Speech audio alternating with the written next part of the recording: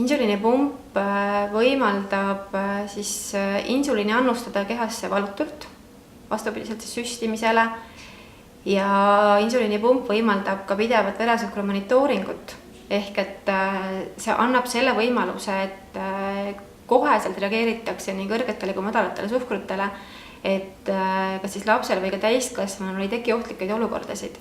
Ja kõik maailmas läbi viidud uuringud on näidanud, et insuliinipump, aga koosisensori kasutavad patsientide 3 kuu keskmine veresuhkru tase, mille järgi hinnatakse diabeedi kontrolli all olemist, on oluliselt parem.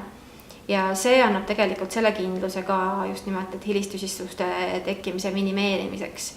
Ehk et just nimelt see, et sa koheselt saad reageerida igale veresuhkru tõusule ja langusele, et sa ei oota ära neid nii-öelda ägedaid reaktsioone, eks ole, kas siis väga madalat veresuhkrut ja koomat või siis väga kõrget veresuhkrut ja ketoatsidoosi.